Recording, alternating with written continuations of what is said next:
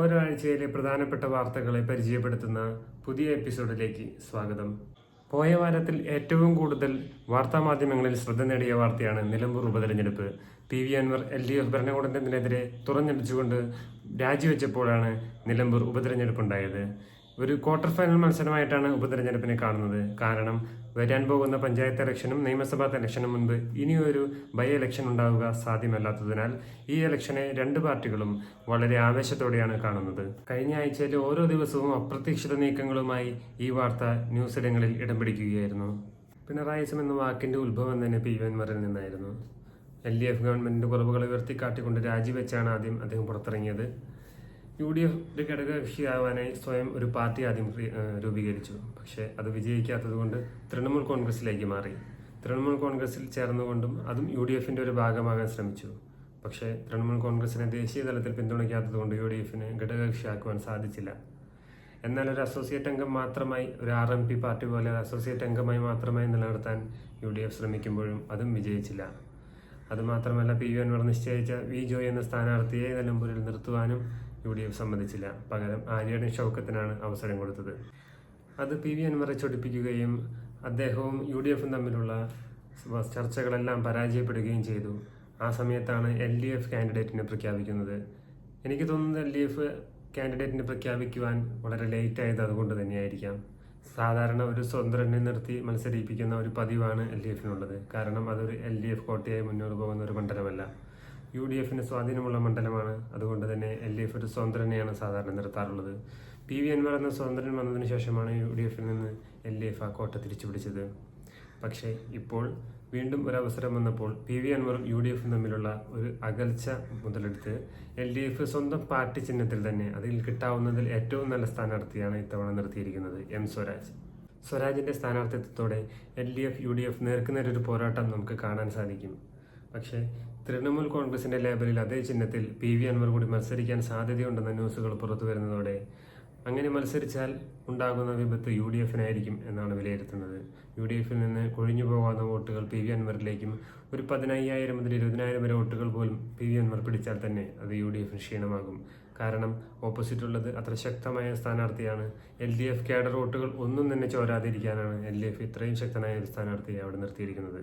അങ്ങനെ ഒരു വിജയം സംഭവിച്ചാൽ തന്നെ അടുത്ത നിയമസഭാ ഇലക്ഷനും പഞ്ചായത്ത് ഇലക്ഷനും തൊട്ട് മുമ്പുള്ള ഒരു ക്വാർട്ടർ ഫൈനലിലേക്ക് കാണുന്ന ഈ മത്സരത്തിൽ വിജയിക്കാൻ സാധിച്ചാൽ പൂർവാധികം കോൺഫിഡൻസോടെ തന്നെ അടുത്ത ഇലക്ഷന് മുന്നേറാൻ ഇരു പാർട്ടികൾക്കും സാധിക്കും. അതുകൊണ്ട് തന്നെ UDFനും LDFനും ഈ വിജയം അനിവാര്യമാണ്. പക്ഷേ ഈ ഒരു പ്രതികൂല സാഹചര്യത്തിൽ LDFന് തന്നെയാണ് ഒരു മേൽക്കൈ എന്നാണ് എൻ്റെ അഭിപ്രായം. M സ്വരാജ് ഒരു ഭാവിയിലെ മുഖ്യമന്ത്രി കാൻഡിഡേറ്റ് കൂടിയാവാവുന്ന ഒരു സ്ഥാനാർത്ഥിയാണ്. അതിനാൽ തന്നെ ഇത്രയും ശക്തനായ ഒരു സ്ഥാനാർത്ഥിയെ നിർത്തിയതിലൂടെ LDFന് ഒരു മേൽക്കൈ ഉണ്ടെന്നാണ് ഞാൻ കരുതുന്നത്. അതല്ല, PV അൻവർ ഒരുപക്ഷെ മത്സരിക്കുന്നില്ലെങ്കിൽ നേർക്കുനേരുള്ള ഫൈറ്റ് വളരെ ശക്തിയുള്ള മത്സരമായിരിക്കും. കാരണം ഒരു UDF മണ്ഡലവുമാണ്. കഴിഞ്ഞ 9 വർഷമായിട്ട് PV അൻവറിന്റെ നേതൃത്വത്തിൽ LDF അവിടെ ഭരിക്കുകയുമുണ്ട്. അതിനാൽ തന്നെ ശക്തമായ ഒരു പോരാട്ടം കാണാൻ ഈ നിലമ്പൂർ തെരഞ്ഞെടുപ്പിന് സാധിക്കും. കോൺഗ്രസിനെ സംബന്ധിച്ച് ഇവിടെ ശക്തമായ ഒരു തീരുമാനമെടുത്തു എന്ന ഒരു അഭിപ്രായം അണികളിൽ എല്ലാവരുമുണ്ട്. PV അൻവറിന്റെ വാക്കുകൾ വിലവെച്ചില്ലാതെ തന്നെ സ്വന്തമായി തന്നെ സ്ഥാനാർത്ഥിയെ ആരെയും പേടിക്കാതെ തന്നെ നിർത്തി എന്നുള്ളത് UDFന്റെ ഒരു പ്ലസ് പോയിന്റായി എല്ലാവരും കാണുന്നുണ്ട്. LDFനെ സംബന്ധിച്ചാവട്ടെ PV അൻവർ UDF പോരിനെ അവസരം മുതലെടുക്കാനുള്ള ഏറ്റവും നല്ല സ്ഥാനാർത്ഥിയെ തന്നെ വെച്ചുകൊണ്ട് ഇലക്ഷൻ വിജയിക്കാനുള്ള എല്ലാ വഴികളും അവരും നോക്കുന്നു. PV അൻവറിനെ സംബന്ധിച്ചാകട്ടെ സ്വന്തം കഴിവ് തെളിയിക്കാൻ പറ്റിയ ഒരു അവസരമാണ് സ്വതന്ത്രനായി നിൽക്കുകയാണെങ്കിൽ. സ്വന്തമായി എത്ര വോട്ടവടി ഉണ്ടെന്ന് അദ്ദേഹത്തിന് കാണിച്ചു കൊടുക്കാൻ സാധിക്കും. NDA ഇവിടെ ചിത്രത്തിലില്ലാത്തത് കൊണ്ട് തന്നെ അവർ BJP ഒരു സ്ഥാനാർത്ഥിയെ ഇന്ന് നിയോഗിച്ചിട്ടുണ്ട് എന്ന് മാത്രം. അവർക്ക് മാക്സിമം കിട്ടാവുന്ന വോട്ടുകൾ ഒരു 10,000 5,000 അവരുടെ തന്നെ വിലയിരുത്തൽ. മറ്റൊരു വാർത്തയാണ്, പായ്വഞ്ചിയിൽ സമുദ്രത്തിന് ചുറ്റി ഇന്നലെ മഡ്ഗാവിൽ എത്തിച്ചേർന്ന 2 ഇന്ത്യൻ വനിതകൾ. ഒന്ന് കോഴിക്കോട് സ്വദേശിയും മറ്റൊന്ന് പോണ്ടിച്ചേരി സ്വദേശിയും. K ദിൽന, A രൂപ എന്നിവരാണ് 47,000 കിലോമീറ്ററുകൾ താണ്ടി സാഗര പരിക്രമണം നടത്തി തിരിച്ചെത്തിയത്. കൊടുങ്കാറ്റും കാലാവസ്ഥാ വ്യതിയാനങ്ങളും അതിശൈത്യവുമെല്ലാം കടന്നാണ് ഈ 2 പേരും തിരിച്ചെത്തിയത്. കേന്ദ്രമന്ത്രി രാജ്നാഥ് സിംഗാണ് ഇവരെ സ്വീകരിച്ചത്. കഴിഞ്ഞ വർഷം ഒക്ടോബർ 2 ഇവർ യാത്ര ആരംഭിച്ചത്. ഭൂമിയിലെ എവിടെ നിന്നായാലും നിമോ എന്ന വൻകര താണ്ടിയാൽ അത് ഏറ്റവും അകലെയുള്ള ദൂരമായി കണക്കാക്കും.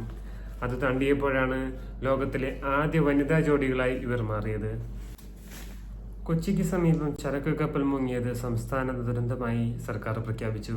മുഖ്യമന്ത്രിയുടെ ദുരിതാശ്വാസ നിധിയിൽ നിന്നും അവർക്ക് സേവനം ലഭ്യമാകുമെന്നും മുഖ്യമന്ത്രി അറിയിച്ചിട്ടുണ്ട്.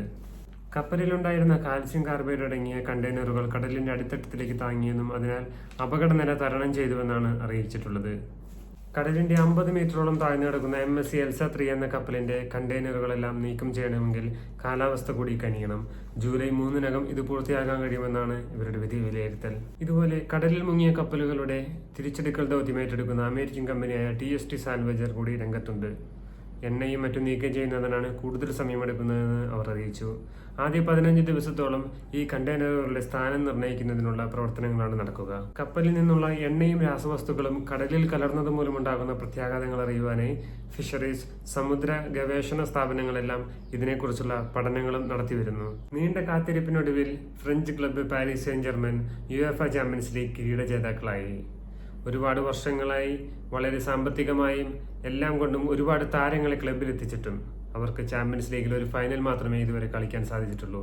എല്ലാ വർഷവും ഫ്രഞ്ച് ലീഗ് നേടുമെങ്കിലും UEFA ചാമ്പ്യൻസ് ലീഗ് കിരീടത്തിലെ ഫൈനൽ ഒരു തവണ മാത്രമേ അവർ കളിച്ചിട്ടുണ്ടായിരുന്നുള്ളൂ. കഴിഞ്ഞ ദിവസം ഇന്റർ മിലാനെ പരാജയപ്പെടുത്തി, അതും വൻ സ്കോറിൽ 5-0 എന്ന സ്കോറിൽ തന്നെ ഇന്റർ മിലാനെ പരാജയപ്പെടുത്തുകയും ചാമ്പ്യൻസ് ലീഗ് കിരീടം സ്വന്തമാക്കുകയും ചെയ്തു.